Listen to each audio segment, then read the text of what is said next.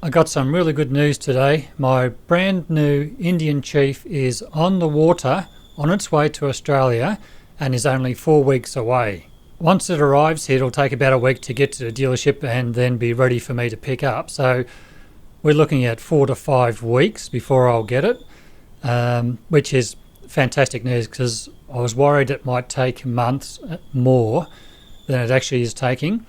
Now, when I actually bought the bike, Mark did say it would be June is when I would expect to see the bike, and 4 or 5 weeks away puts it at the end of June. So that's pretty good. That's pretty accurate. So I'm happy with that.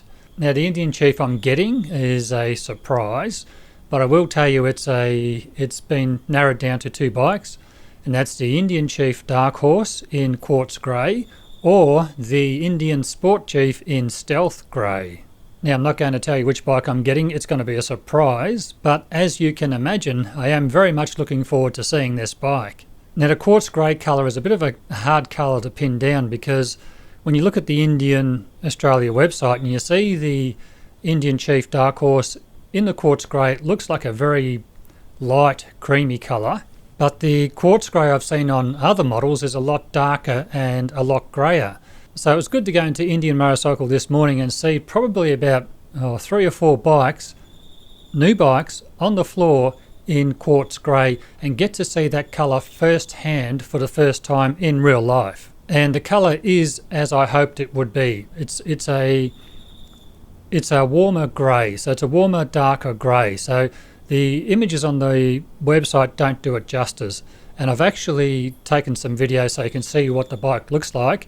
And they had a brand new Indian Springfield in quartz grey, which looked superb, and 2 Challenger Pursuits up the back as well. And all these bikes are for sale.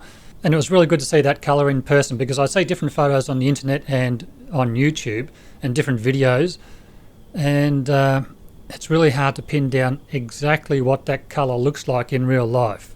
But after having seen it, it's perfect. It's exactly what I hoped it would be, so that's fantastic. And the other colour that I really like is the stealth grey, which is the bike I test rode, the Indian Chief Dark Horse, was in stealth grey, and the Sport Chief I really like is in stealth grey as well. So whether I go the Dark Horse or the Sport Chief, I'm going to be super happy with the paint on both those bikes, and they're both gloss, which is fantastic. So if you're looking for an Indian Chief yourself, you have to go into a bit of a waiting list if you place an order, but right now Indian Motorcycle in Ballarat have 2 Indian Chiefs on the floor.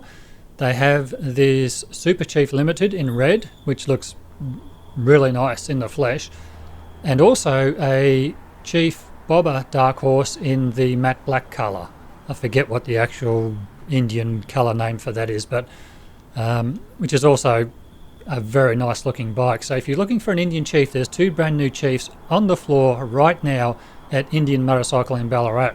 Not to mention a heap of other models as well. So there's really good stocks on the floor right now.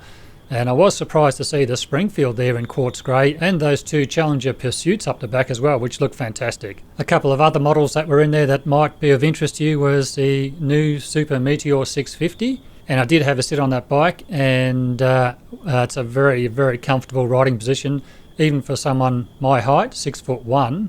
And I do hope to be able to get a test ride on that bike soon, so look out for that video if that happens. And there was also this awesome just traded sidecar outfit, which was a classic 500, so that was pretty cool to see in there as well. I actually didn't ask Mark about a price on that. I'll text him now and see if I can get a price on it, and I'll put it down below right here so you can see how much it's worth. But it was a really nice little setup. So it's just been traded on the floor at Indian Motorcycle in Ballarat. If you're looking for a sidecar outfit, just something not too big a bike, like the classic 500 is not a big bike, but it does look like it's a pretty well set up little unit. So yeah, something to think about. I did also sit on the Indian Scout, the standard Scout. Now in the past I've sort of dismissed the Scout because I thought it was the Scout 60. I didn't realise they actually made the Scout in the 1133cc engine. So once I learned it had the same engine as the Scout Bobber and the Rogue and things like that, it certainly got my interest more, in particular for someone who's a taller rider. And after sitting on it on the showroom floor, it's a very comfortable bike for a taller rider, I must say. And even at 6'1", you know, I found it super comfortable. And you can make it even comfortabler with an extended reach seat as well. So I will try and get a test ride on the Scout as well, because yeah, I did find that very impressive, its riding position. And I got the impression I could certainly put a lot of Ks on that bike distance-wise. Actually, I think I might do a bit of a comparison between the Scout and the Super Meteor 650. Now, I know, you know, two completely same category of bike. After sitting on both, they have both a very similar riding position. And to me, you know, if you're considering the standard Scout, the Super Meteor 650 probably would suit you as well in riding position terms.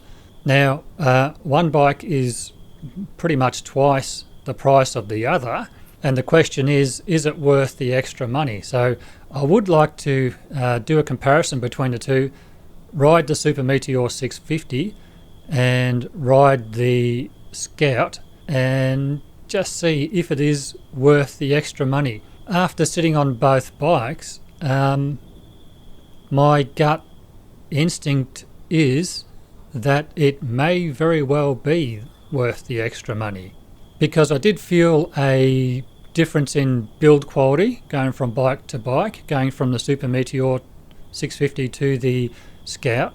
It was, you know, noticeable and obvious. In particular, like just pulling in the clutch and things like that, you could feel that the build quality was better on the Indian, which you would hope would be the case, because obviously the Royal Enfield is built to a budget. Now, I'm not saying the Royal Enfield Super Meteor 650 is not built well, but there is a difference in feel, just tactile feel of, you know, putting your hands on the grips and levers and things, that I did notice. And the other thing is, you know, there's certainly going to be a power difference. The Scout's going to pull a lot harder than the Super Meteor 650. So yeah, I will definitely try and do that. I'll try and do a comparison between those two bikes. Now, I know I'm going to get a few people up in arms that I shouldn't be comparing the Super Meteor 650 to the Scout, because they're different price categories. They are, but if money was no object, I could easily see someone comparing those two bikes side by side. So I will try and do that. If you're in the Ballarat area and you're interested in either the Indian or Royal Enfield range, definitely get into Indian Motorcycle in Ballarat and have a look, because there's quite a bit of stock on the floor. Heaps of Royal Enfields, heaps of Indians. If you are interested, it'd be good to get in there and just have a look and have a bit of a sit on the bikes and see if there's something there that might suit you. If you've made it this far, thank you so much for watching this video, and as always, thank you for your continued support. And until next time, bye for now.